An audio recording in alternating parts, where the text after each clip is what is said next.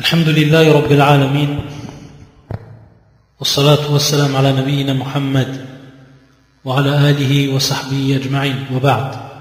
Donc on continue ces cours concernant cette série intitulée l'indispensable dans l'apprentissage de la révélation immuable. Il concerne donc des cours pour ceux qui sont entrés en islam et pour ceux qui ont débuté dans l'islam, comme on l'a déjà dit auparavant.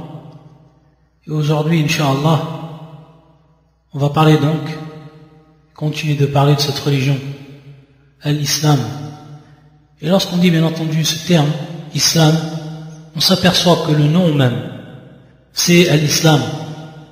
Et sa signification, c'est la soumission. Et on s'aperçoit par rapport aux autres religions, comme le judaïsme, qui vient d'un nom, de Judas, comme le christianisme, qui vient d'un nom, le Christ, etc. Le bouddhisme qui vient d'un nom, Bouddha, etc. On voit que l'islam, ce n'est pas attribué à une personne. L'islam, c'est la religion d'Allah, et c'est pour ça que dans le Coran, on va retrouver ce terme, le terme l'islam ou des dérivés du terme islam. Comme Allah Azza wa Jalla dit dans le Coran, إِذْ قَالَ لَهُ رَبُّ أَسْلِمْ قَالَ أَسْلَمْتُ لِرَبِّ الْعَالَمِينَ. Lorsqu'il dit Allah Azza wa Jalla à son envoyé, à son prophète Ibrahim, que la paix soit sur lui, lorsqu'il lui a dit إِذْ قَالَ لَهُ رَبُّ, lorsque son Seigneur lui a dit Aslim, c'est-à-dire soumets-toi.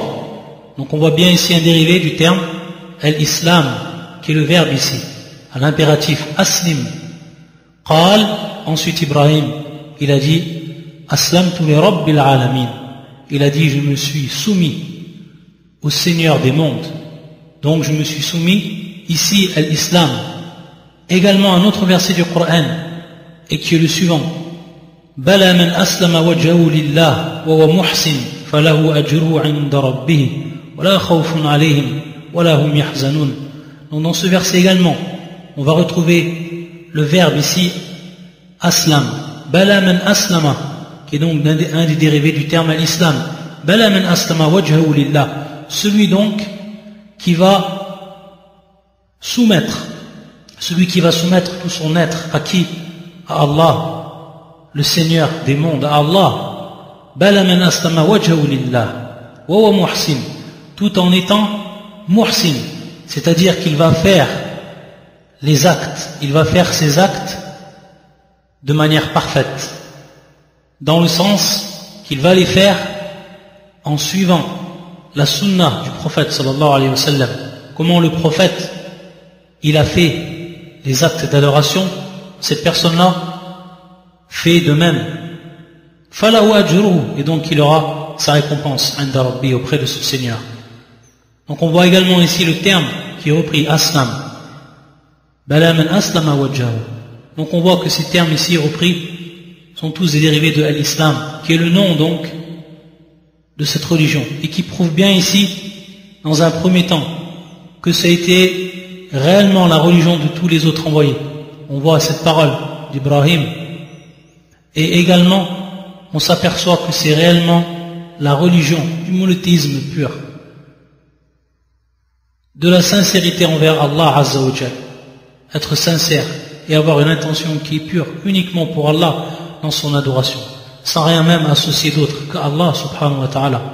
Donc ce terme, et qui est le nom de cette religion, l'islam, a toute son importance et ne revient pas à une personne, contrairement aux appellations des religions précédentes, comme on l'a cité, que ce soit le judaïsme, le christianisme, etc.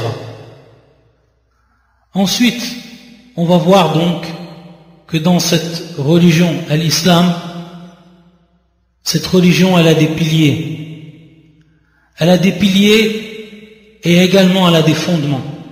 Et parmi les piliers qu'elle contient, cette religion, les piliers de la foi.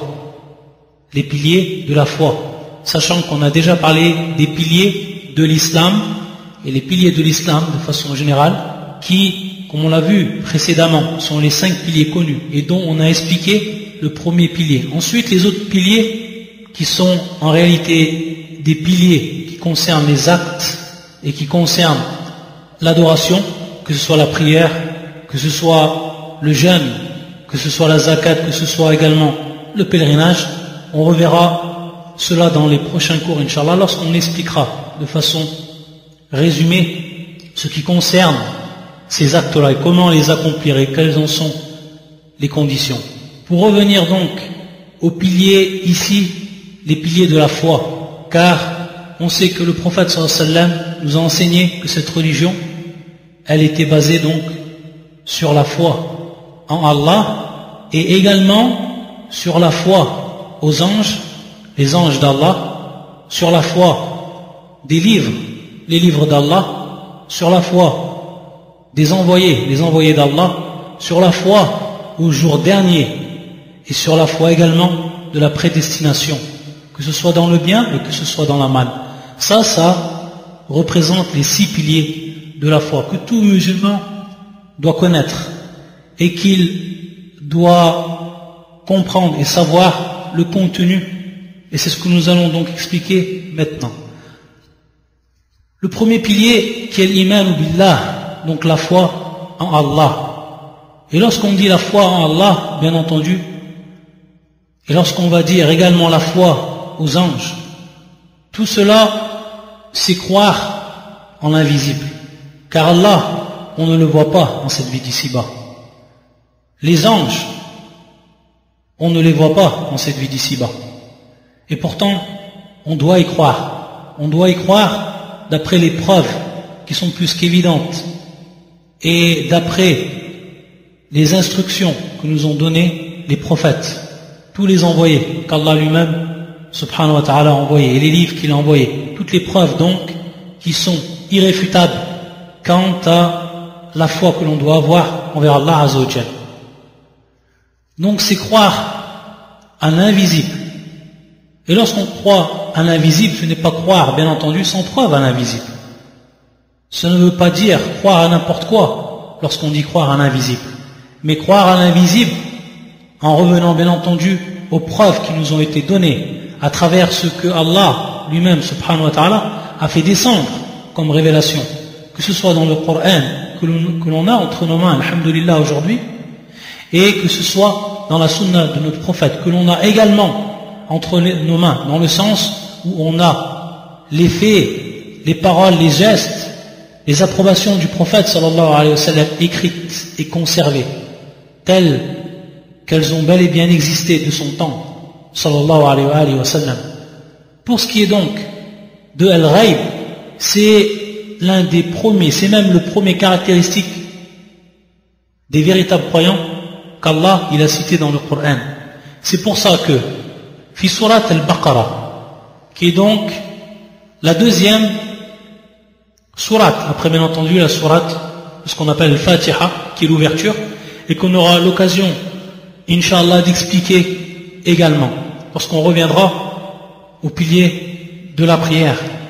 Il dit Allah Azza wa Jal, dans ses premiers versets de surat al-Baqarah, qui est donc la deuxième sourate du Coran, et la plus longue, il dit ذلك الكتاب لا ريب فيه هدى للمتقين الذين يؤمنون بالغيب.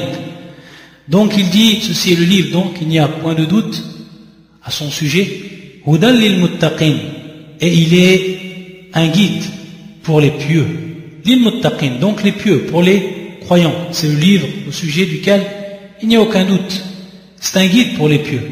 Donc ce guide là, celui qui va guider les pieux, et c'est pour ça que dans un verset du Coran, Allah il dit قُلْ هُوَ لِلَّذِينَ آمَنُوا هُدًى وَشِفَاءً, dit, il est pour ceux qui ont cru.